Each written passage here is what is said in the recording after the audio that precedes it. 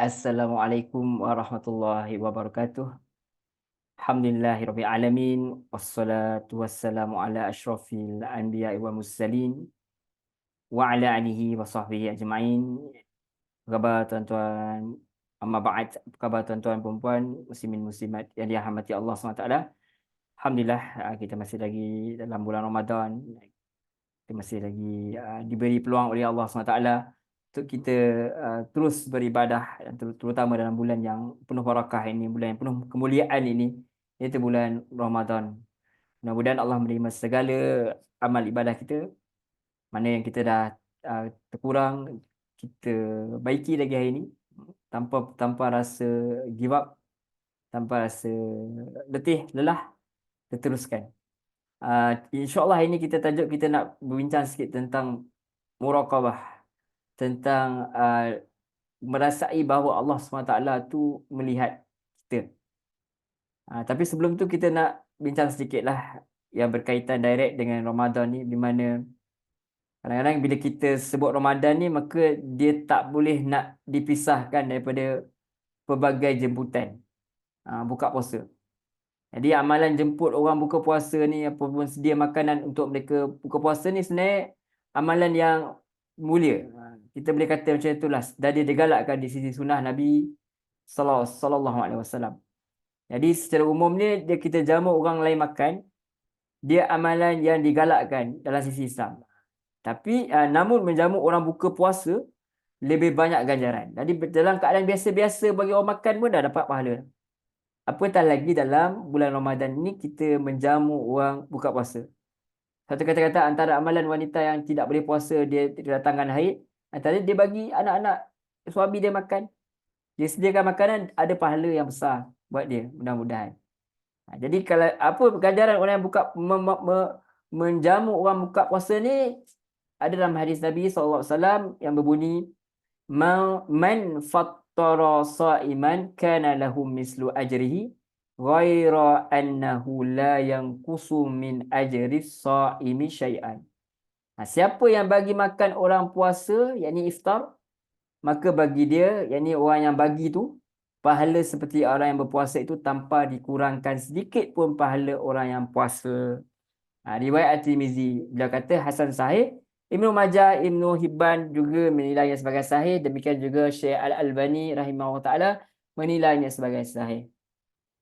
Yang pertama, bila kita dah dapat makan tu, kadang-kadang kita kata isteri yang bagi kita makan, bagi kita sediakan makanan. Walaupun kita kata kita beli beras ni sama-sama, kita kata sebenarnya tak bagus cakap macam tu. Beras saya beli, beras kita beli, tak bagus. Itu mengungkit, tak payah. Tak bagus cakap macam tu. Tu nafkah, malu kita sebagai orang lelaki cakap macam tu.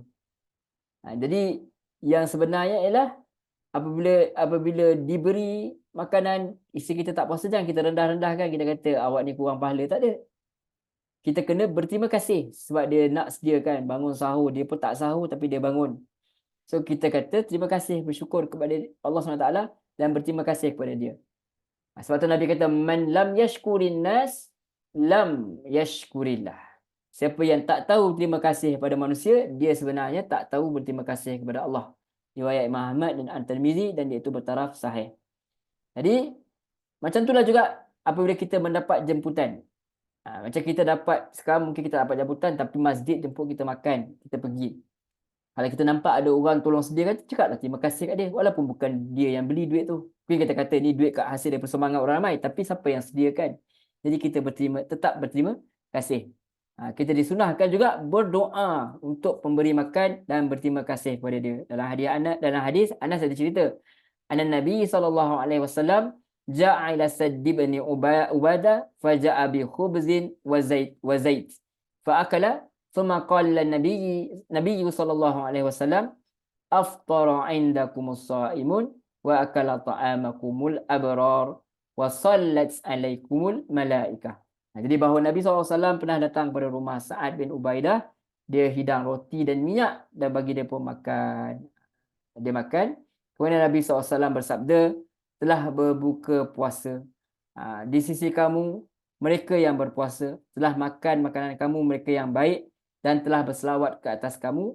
para malaikat. Riwayat Abu Daud, dia Al-Maqdisi dalam Al-Hadis Al-Mutarah menilainya sahih. Jadi kita juga doa juga untuk orang yang buat baik pada kita sebagai lambang untuk kita ni orang yang mengenang budi. Jadi doa orang yang berbudi akan bangun nilai kerohanian dalam diri kita. Jadi bulan Ramadan banyak jamuan, banyak pemberian yang kita terima, maka kita terima kasih kepada pemberi dan kita doa kepada mereka. Sabda Nabi SAW, "Wa man da'akum fa'ajibuh, wa man sana'a ilaikum ma'rufan fakafi'uh, fa in lam tajidu ma tukafi'unah fad'u lahu hatta taraw annakum qad kafatumuh." Siapa yang jemput kamu, maka sahut jemputan dia. Siapa yang buat kebaikan kamu, maka balaslah kebaikan. Jika kamu tak dapati apa yang kamu boleh balas, maka doa untuk dia sehingga kamu melihat kamu benar-benar telah membalas kebaikannya. So doa sungguh-sungguh. Riwayat Ahmad An-Nasi Abu Daud, kalau tak mampu nak balas, nak cakap terima kasih, doa untuk sungguh-sungguh untuk dia. Kalau sebelum ni kita tak amal perkara ni, maka tibalah masa untuk kita amalkan. Okey, sikit lagi. Perlu diingat juga dalam Islam sebenarnya kita diperintahkan ambil setiap perkara ni dengan kadar. Ini juga perkara yang kita boleh sentuh lah dalam bulan Ramadan ni. Demikian makan, minum. Apatah lagi dalam bulan Ramadan yang selepas buka ni kita nak solat dan kita nak ibadah-ibadah lain. Jangan sebab lapar atau makanan yang percuma dan perolahi maka kita berlebihan dari kadar sepatutnya sampai sakit perut dan sebagainya. Makan sederhana bagi setiap kadar makanan yang diambil. Ini sabda Nabi SAW. Ma mala'a adamiyun wa'an syarran min batnin bihasbi ni adama ukulatun yuqimna sulbah fa in kana la mahalata fatulusun li ta'amihi wa sulusun li syarabihi wa sulusun li nafsihi. Anak Adam ni dia tak memenuhi satu bekas yang lebih buruk dari perutnya.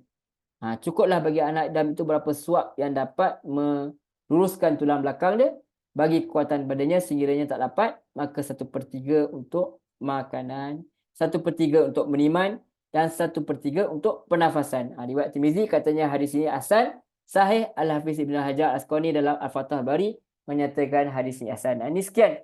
Sedikit kita nak ingatkan tentang berkenaan dengan terima kasih orang pasal makan ni, dan juga berpada-pada jangan sampai membazir, sebab kita katakan sebelum ni membazir itu adalah saudara syaitan. Baik, kita nak pergi kepada tajuk lain sedikit. InsyaAllah itu tajuk sangat penting. Dia berkait dengan ibadah kita, terutama puasa kita juga. Sebab apa konsep yang dalam Islam ni, antara konsep dia adalah konsep ihsan. Dia antara Islam, iman dan ihsan tu ada kaitannya, dan untuk mencapai ketakwaan itu mesti ada konsep ihsan ni. Diceritakan dalam hadis suatu ketika malaikat Jibril alaihissalam ni datang ke majlis Rasulullah SAW. Dan dia datang dalam bentuk menjelma sebagai bentuk manusia.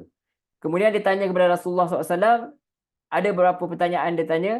Di antara pertanyaan dia adalah tentang makna Islam, tentang makna iman, tentang makna ihsan. Dan Rasulullah SAW pun jawab, dan jawab perkara yang ditanya tu dan dibenarkan oleh Jibril. Berdasarkan hadis ni, hadis yang diriwayatkan oleh Muslim, dapat juga dalam hadis Arba'in nombor 2, apa tu, oleh Imam Nawawi. Ada para ulama bahagi agama Islam jadi 3 tingkatan, iaitu Islam, iman, ihsan. Tingkat agama yang paling tinggi tentu saja ihsan. Kalau kita nak sampai peringkat tertinggi, kita kena tahu ihsan. Kemudian iman, dan paling rendah adalah Islam. Kaum muslimin orang yang mempunyai sifat ihsan lah. Orang muhsinin ni, muhsin ni orang yang ada sifat ihsan. Dia ini merupakan hamba pilihan daripada hamba-hamba Allah yang saleh. Sebab tu sebagian ulama dia jelaskan, jika ihsan sudah terwujud, berarti Islam, iman dan Islam juga dah wujud. Ada ihsan, dia ada semua. Ada Islam belum tentu lagi. Ada orang Islam saja, Islam lahir. Ada orang iman dah ada tapi belum sampai ihsan. Dia beriman tapi dia belum sampai peringkat yang paling tinggi. Dia rasa Allah, dia rasa dia tengok Allah. Tak pun Allah tengok dia. Jadi setiap muhsin, orang yang muhsin ni, orang yang ada sifat ihsan ni, orang yang buat kebaikan ni, dia pasti mukmin. Dan setiap mukmin pasti Islam, pasti Muslim. Begitu. Jadi tidak setiap, tapi tidak sebalik macam kita kata tadi, kalau dia Islam, dia tak semestinya dia mukmin. Jauh lagi untuk mencapai derajat muhsin. Jadi pelaku ihsan ni tuan-tuan puan-puan, sebenarnya adalah hamba pilihan daripada hamba Allah yang saleh. Kita harap kita dapat, sebelum kita menutup mata, dapatlah merasa untuk jadi orang muhsin ini. Sebab Allah mencintai orang-orang yang muhsinin. Sebab tu dalam Quran, hak-hak mereka secara khusus, Allah sebut hak mereka secara khusus tanpa menyebutkan hak yang lain. Baik, mari kita tengok apa maksud ihsan. Ihsan dari segi bahasa tu kita lihat dia berbuat baik. Jadi dia merupakan kebalikan daripada kata-kata al-isah, iaitu berbuat buruk. Jadi perbuatan untuk melakukan perbuatan yang ma'ruf, itu perbuatan seorang untuk melakukan perbuatan yang ma'ruf, perbuatan yang baik dan menahan diri daripada dosa. Dia demakan kebaikan kepada hamba Allah yang lainnya melalui harta dia, melalui kehormatan dia, melalui ilmu dia, ataupun melalui jiwa dan raga dia. Ada pun yang dimaksud dengan ihsan bila disebabkan kepada peribadatan kepada Allah adalah sebagaimana yang disabdakan oleh Rasulullah SAW dalam hadis Jibril.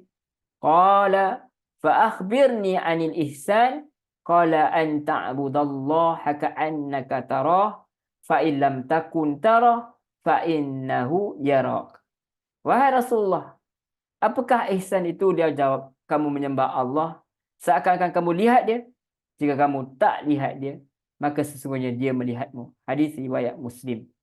Jadi tuan-tuan puan-puan muslimin muslimat yang rahmati Allah, dalam hadis Jibril, tingkatan Islam yang ketiga ini dia memiliki satu rukun.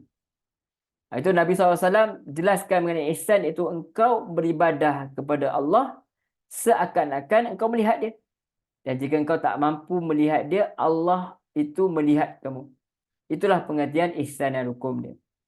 Jadi Syekh Abdul Rahman As-Sa'di dia jelas bahawa ihsan dia terbahagi pada dua perkara. Yang ihsan dalam beribadah kepada Allah dan ihsan dalam tunai hak sama makhluk. Dan ihsan dalam beribadah kepada Allah maksudnya beribadah kepada Allah seolah-olah melihat dia, ataupun sekurang-kurangnya merasai diawasi dia. Kita tengok Imam An-Nawawi rahimahullah taala dalam kitab dia Riyadhus Shalihin, dia bawa ayat awal-awal, dia bawa ayat Quran. Dia kata ayat Quran tu berbunyi dalam surah Syuara ayat 218 219. Qala Allah Ta'ala allazi yaraka hina taqumu wa taqallubaka fis sajidin. Dia melihat kamu ketika kamu berdiri untuk sembahyang dan melihat pula perubahan gerak badanmu di antara orang-orang yang sujud. Jadi di situ kita tahu bahawa ibadah solat kita itu sendiri dilihat oleh Allah SWT. Maka bila dilihat oleh Allah SWT, maksudnya kita buat mesti semata-mata kerana Allah. Begitu juga macam dalam kita sekarang setengah berpuasa di bulan Ramadan. Saya boleh saja minum. Tuan-tuan tak nampak saya minum pun, saya duduk dalam bilik. Lepas pada podcast ni, duduk dahaga, saya ambil air, saya minum. Tak ada siapa yang nampak. Saya keluar pun, anak-anak saya, isteri saya tak tahu yang saya dah minum. Tetapi tapi Allah SWT melihat. Allah SWT melihat berserta dengan apa yang kita lakukan. Itu. Jadi dapat kita lihat bahawa kalau kita dapatlah merasai begitu, maka kita akan buat segala-galanya kerana Allah SWT. Orang nampak ke tak nampak ke, seorang ke beramai ke, tetap kita tahu bahawa kita ini di bawah pengawasan Allah SWT. Jadi ihsan dalam makhluk pula adalah dengan menunaikan hak mereka. Ini kita tahu walaupun orang yang nak ditunaikan hak itu tak mampu nak membela diri, tapi kita tunaikan juga sebab kita tahu itu hak dia. Dan Allah SWT itu melihat adakah kita itu telah memberi hak saudara kita. Jadi ihsan kepada makhluk juga terbagi pada dua, ada yang wajib, ada yang sunnah. Yang hukum wajib misalnya berbakti kepada orang tua, bersikap adil dalam bermuamalah. Sedangkan yang sunnah ialah memberi bantuan tenaga. Kita mengajar ilmu misalnya, kita bagi harta yang melebihi batas kadar kewajiban seseorang. Kita buat lebih. Itu kata ihsan. Berlaku ahsan. Lebih daripada yang sepatutnya. Salah satu bentuk ihsan yang paling utama adalah berbuat baik pada orang yang buat jahat kepada kita. Dengan perkataan yang baik, dengan ucapan ataupun dengan perbuatan. Dia bagi buruk, kita balas yang lebih baik. Baik. Jadi batasan minimum seseorang telah dikatakan melakukan ihsan dalam beribadah kepada Allah ialah apabila dia memperbaiki, dia memperbaguskan amalan dia, niatnya ikhlas. Iaitu semata-mata nak harap pahala dan sesuai dengan sunnah Nabi SAW. kita puasa, kita buat sehabis-baik dan kita pelajari sunnah-sunnah Rasulullah SAW, maka itulah perbuatan ihsan yang kita telah lakukan. Walaupun tak ada siapa suruh kita, tetapi Allah SWT, tapi kita buat sesuatu ini kerana untuk mendapat keredaan Allah SWT. Kita tujuan puasa ini untuk kita meraih ketakwaan kepada Allah SWT, supaya nanti kita memperolehi syurga yang dijanjikan oleh Allah SWT, dan kita dapat memasuki syurga dengan pintu Ar-Rayyan, mudah-mudahan dengan izin Allah SWT. Jadi inilah kadar ihsan yang wajib yang perlu ditunaikan oleh setiap Muslim yang akan membuat keislaman dia jadi sah. Adapun kadar ihsan yang paling mustahab, yang paling dianjurkan, ialah beribadah kepada Allah. Dan dia itu memiliki dua tingkatan. Apa itu? Tingkatan muraqabah. Yang ini seorang yang beramal ni sentiasa dia buat apa saja dia rasa diawasi. Dia rasa diperhatikan oleh Allah dalam setiap aktiviti dia. Ini berdasarkan sabda Nabi SAW. فَإِنَّ لَمْ تَكُنْ تَرَى فَإِنَّهُ يَرَى. Jika kamu tak lihat dia, maka sesungguhnya dia lihat kamu. Jadi tingkatan muraqabah tu ada seorang tu dia tak mampu memperhatikan sifat Allah. Dia tak dapat nak lihat Allah, dia tak dapat nak berfikir tentang sifat-sifat Allah, tapi at least dia yakin Allah tengok dia. Itu tingkatan pertama, itu tingkatan muraqabah. Dan tingkatan inilah sebenarnya yang dimiliki oleh kebanyakan orang. Bila dia buat solat, dia semayang, dia rasa Allah perhatikan dia. So dia perbaiki, dia kurangkan gerakan, dia kurangkan pandang ke kiri ke kanan, dia cuba untuk membaiki, memahami apa yang dibaca, apa yang didengari oleh imam. Dia memperbaguskan solat dia. Ini sebagaimana Allah firman dalam surah Yunus, وَمَا تَكُونُ فِي شَأْنٍ وَمَا تَتْلُو مِنْهُ مِنْ قُرْآنٍ وَلَا تَعْمَلُونَ مِنْ عَمَلٍ illa kunna alaikum syuhudan id tufiduna fi. Kamu tak berada dalam satu keadaan dan tidak membaca satu ayat Al-Quran, dan kamu tidak melakukan satu pekerjaan melainkan kami menjadikan saksi atasmu di waktu kamu melakukan dia. Dari tingkatan kedua ialah musyahadah. Ini tingkatan lebih tinggi. Tapi dalam kitab Riyadhus Shalihin ada bab muraqabah. Kalau kita dapat merasai Allah lihat kita pun dah selamat, settle lah banyak perkara. Tak adalah orang buat maksiat, tak adalah orang pecah amanah, tak adalah orang makan rasuah sebab dia tahu dia itu diperhatikan. Tak adalah dia buat ibadah tu kerana orang lain sebab dia tahu dia itu diperhatikan. Di tingkatan ni sebenarnya lebih tinggilah, musyahadah ni lebih tinggi daripada yang pertama. Itu seorang sentiasa memperhatikan sifat-sifat Allah. Dan dia kaitkan seluruh aktiviti dia dengan sifat tersebut. Ini ada sisi daripada sabda Nabi SAW. An ta'budallah ka'annaka tarah. Kamu sembah Allah seakan-akan kamu lihat dia. Jadi pada tingkatan ni orang beribadah kepada Allah seolah-olah dia lihat Allah. Perlu ditekankan bahawa yang dimaksud sini bukanlah lihat zat Allah, tapi dia lihat sifat-sifat dia. Tidak dia dapat lihat sifat-sifat dia. Itu. Yang dimaksud dengan memperhatikan sifat-sifat Allah, yakni dengan memperhatikan pengaruh sifat-sifat Allah bagi manusia. Apabila seorang hamba dia sudah memiliki ilmu keyakinan yang kuat terhadap sifat Allah, dia kembali semua tanda kekuasaan Allah pada nama dan sifat dia.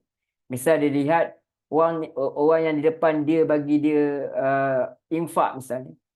Dia kata ini sifat baik orang ni, ada sifat rahim,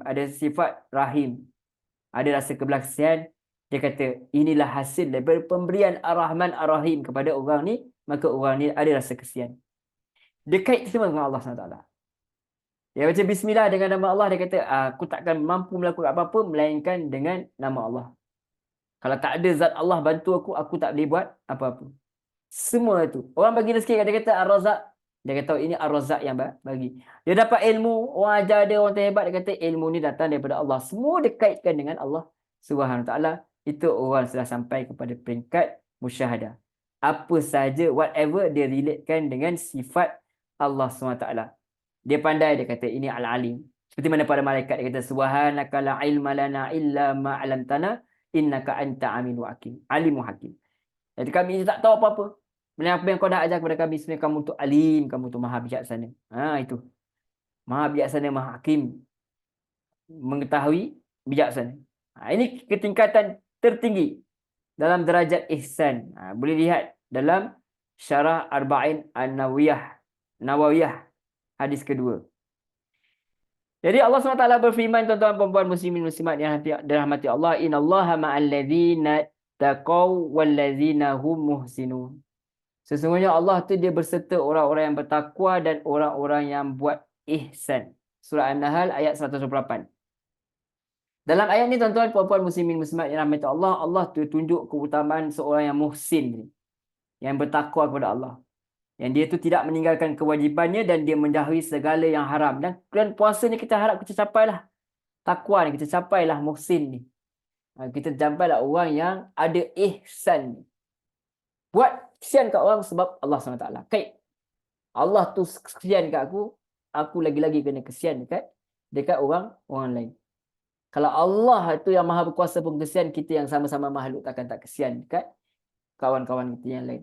So ada rasa ihsan. Jadi kebersamaan dalam ayat ini adalah kebersamaan yang khusus.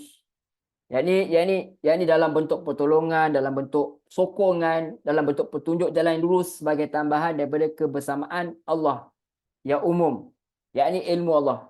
Jadi makna dari firman Allah, walladzina hum muhsinun, dialah orang yang berbuat ihsan, adalah dia orang yang taat pada Tuhan dia.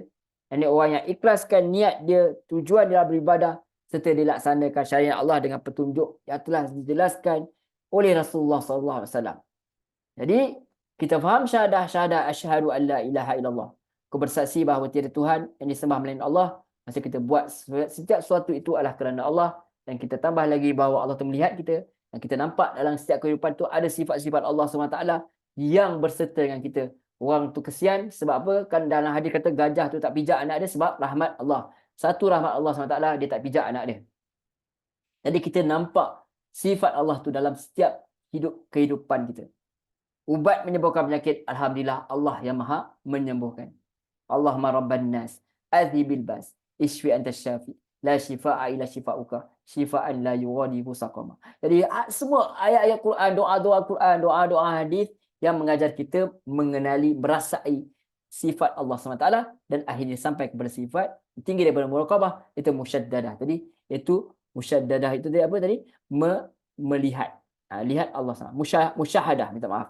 Musyahadah tadi maksudnya kita memperhatikan sifat-sifat Allah SWT. Baik, dalam ayat lain Allah SWT firman, wa anfiqu fi sabilillahi wa la tulqu bi aydikum ila tahlukah wa ahsinu innallaha yuhibbul muhsinin. Jadi belanjakan harta bendamu jalan Allah, jangan kamu jatuhkan dirimu sendiri ke dalam kebinasaan, dan buatlah baik, sesungguhnya Allah suka orang yang baik. Jadi ketika tafsirkan ayat ini, Syekh As-Sadi rahimahullah ta'ala dia jelas bahawa ihsan pada ayat ini meliputi seluruh jenis ihsan. Sebab tidak ada pembatasan pada ayat ini. Maka termasuk dalam ihsan ialah dengan harta, dengan kemuliaan, dengan pertolongan, dengan perbuatan memerintahkan yang makruf, dicegah yang mungkar, mengajarkan ilmu yang manfaat, buat ihsan pada orang lain yang diperintahkan oleh Allah. Termasuk juga dalam ihsan adalah beribadah kepada Allah. Hal ini sebagaimana Nabi SAW bersabda, kamu sembah Allah seakan-akan kamu lihat dia. Dan maka jika kamu tak melihatnya, maka sesungguhnya dia melihatmu. Barang siapa yang memiliki sifat ihsan tersebut, maka dia tergolong orang yang Allah terangkan dalam firman-Nya, lilladzina ahsanul husna wa ziyadah. Bagi orang yang berbuat ihsan, ada pahala yang terbaik dan tambahan dia. Dan menurut tafsir para ulama salafus salih, mereka kata tambahan itu adalah melihat wajah Allah Subhanahu wa ta'ala. Quran surah Yunus ayat 26. Jadi Allah akan bersama dia, Allah bagi dia petunjuk, Allah bimbing dia, Allah tolong dia dalam setiap urusan dia. Wallahu a'lam. Kita tahu kan kalau kita dalam hadis kan, kalau kita buat wajib, kita tambahkan sunat, sampailah Allah mencintai dia. Sampai Allah cintai dia, Allah akan ada dalam setiap urusan dia. Wa in kuntunna turidna Allah wa rasulahu wad daral akhirata fa innallaha adda lil muhsinati minkunna ajran azima. Dan jika kamu sekalian menghendaki reda Allah dan Rasulnya serta kesenangan di negeri akhirat, maka sungguhnya Allah sediakan bagi siapa yang buat ihsan, yang buat kebaikan di antaramu pahala yang besar. Surah Al-Ahzab ayat 29. Jadi macam mana tuan-tuan puan-puan muslimin muslimat, sikit lagi macam mana kita nak terapkan ihsan ni dalam kehidupan. Saya juga sedang belajar. Kita semua sama. Ada masa naik, ada masa turun, ada masa semangat, ada masa lemah. Jadi itu insya-Allah next kita nak cerita pasal istiqamah pula. Semua ada kaitan tuan-tuan puan-puan. Kita bukan hukum hakam, bukan kita nak cerita itu saja sebab hukum hakam ramai lagi para asatizah yang lebih layak. Tapi kita nak bincang tentang ruh Ramadan ni. Bagaimana kita tak nak jadi seperti Dr. Yusuf Qaradawi kata, jangan kamu jadi hamba kepada Ramadan, jadi kamu hamba kepada Allah. Ramadan ini cuma alat untuk kita duduk sini, madrasah kita, dan untuk kita beramal terus dalam 11-11 bulan yang lain sampailah kita bertemu kepada Ramadan yang seterusnya. Jadi tuan-tuan puan-puan muslimin muslimat yang rahmati Allah, ada sikap ihsan ni dia kita kena usaha, kita kena terap dalam kehidupan seharian. Jika kita buat amal ketaatan, kita kena selalu innama amalu binniat, setiap sesuatu tu tergantung dengan niat dia. Jadi perbuatan tu mesti mula dengan niat kerana Allah. Jika ada niat untuk buat buruk, kita tak buat sebab kita ada sifat ihsan. Kadang-kadang manusia biasalah ada saja bisikan-bisikan hati yang tak baik. Jadi kita tak terus, jangan teruskan. Kita rasa macam terdetik syahwat kita, terdetik nak tengok pornografi kita, bisa terdetik, batalkan. Jangan pula bila terdetik teruskan. Jangan. Kita batalkan. Kita tak ada kontrol. Kita kena doa ke Allah, ya muqallibal qulub, sabit qulubana ala dinik. Ya Allah yang bolak-balik hati, sabitkan kami, tetapkan kami dalam agama kamu. Ada riwayat ala taatih, dalam ketaatan kepada kamu. Ada seorang yang ihsan dia akan kuat, dia akan rajin untuk beribadah. Dia akan buat baik sebab dia usaha untuk buat Allah suka kat dia. Dia nak Allah sayang kat dia sebab dia tahu Allah tengok dia. Jadi kan kita kan kalau zaman muda kan kita nak orang tu suka kat kita buat benda baik depan dia. Sampai dia tertarik hati kat kita. Depan mak mertua kita buat yang baik-baik, depan mak mertua kita buat baik-baik supaya dia dah tertarik dia kat kita. Begitulah ke Allah SWT. Allah sentiasa ingat kita nak Allah sayang kat kita. Sebab Nabi kata setiap orang akan masuk syurga dengan rahmat Allah. Rahmat tu apa tuan-tuan? Kasih sayang Allah. Dia tengok kita suar payah pagi-pagi bangun, pergi subuh. Dia tengok kita dah tak ada pergi mengajar penat-penat. Kita didik anak, bangun pagi, uruskan anak-anak. Kerana Allah SWT nak jadi dia anak orang yang berjaya dunia akhirat. Jadi dia lihat. Dia susah payah habiskan harta pergi ke Mekah, Madinah dan sebagainya. Pergi haji pula ni nak datang ni. Ada yang pergi bulan Ramadan ni, panas-panas dengan tak makan, tak minum. Jadi dia lihat sampai dia sayang kat kita. Dan dia malu, dia nak buat jahat sebab dia tahu Allah tengok dia. Dia malu. Dia kata, takkan aku nak buat benda buruk. Dia dah biasa baca bismillah, dia nak buat benda buruk, dia baca bismillah juga. Takkan sanggup dia nak teruskan. Dia nak minum arak, dia baca bismillah. Dia nak buka pornografi, dia kata bismillah. Allah takkan dia nak buat macam tu. Jadi sebab tu kita hidup ni kena doa. Supaya setiap yang kita buat ni jadi peringatan buat kita. Sifat Allah tersentiasa dalam memori kita. Jadi ihsan ni adalah puncak yang paling best lah. Prestasi yang paling tinggi dalam ibadah, dalam muamalah dan juga dalam akhlak seorang hamba. Sebab tu orang yang sedar mengenai perkara ini, dia akan menggembling seluruh potensi diri yang ada.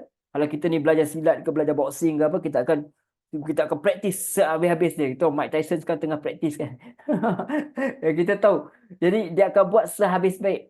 Dengar bunyi tumbukan setiap satu. Dan begitulah kita dengan Allah SWT. Lagi-lagi kita kena buat sepotensi yang paling tinggi yang ada pada dia. Siapa pun dia, apa pun profession dia doktor, dia penulis, dia pelukis, siapa pun dia, di mata Allah tidak ada yang lebih mulia daripada yang lain, kecuali mereka yang telah naik ke tingkat ihsan dalam setiap amalan dia. Jadi kalau kita lihat pembahasan yang kita bincangkan hari ini untuk meraih darjah ihsan sangat erat kaitan dengan benarnya ilmu seseorang tentang nama-nama dan sifat Allah.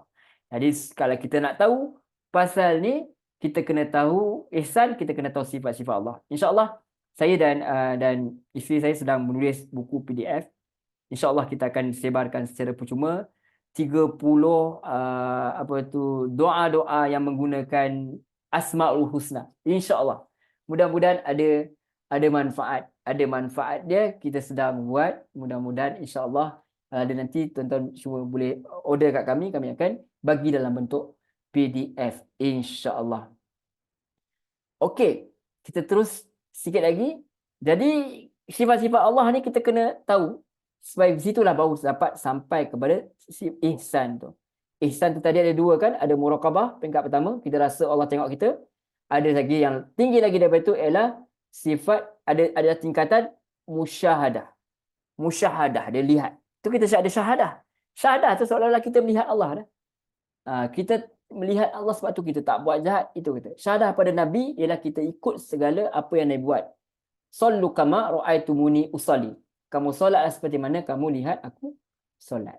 Jadi semoga mudah-mudahan tuan-tuan puan-puan muslimin muslimat, sahabat-sahabat yang dirahmati Allah SWT, semoga Allah SWT izinkan kita bulan Ramadan kita doa sama-sama supaya Allah wujudkan sifat ihsan dalam diri kita.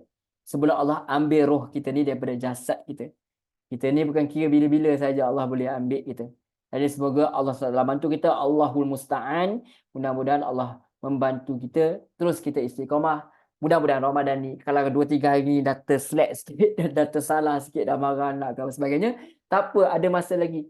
Bulan Ramadan habis pun ada masa selagi nyawa belum sampai ke longkong, kita tetap cuba meraih cinta Allah SWT. Kita cuba sedaya upaya untuk mencapai tingkat ketinggi, itu tingkat ihsan. Sama ada muraqabah atau musyahadah, mudah-mudahan Allah SWT bagi kepada kita. Wallahu a'lam. Teruskan beribadah, mudah-mudahan Allah rahmati kita semua. Kita tutup dengan tasbih kafarah. Subhanakallahumma wa bihamdika asyhadu an la ilaha illa anta astaghfiruka wa atubu ilaik. Wassallallahu ala Muhammad wa ala alihi washabihi wasallam. Walhamdulillahirabbil alamin. Wassalamualaikum warahmatullahi wabarakatuh. Terima kasih banyak tuan-tuan puan-puan muslimin muslimat yang rahmati Allah.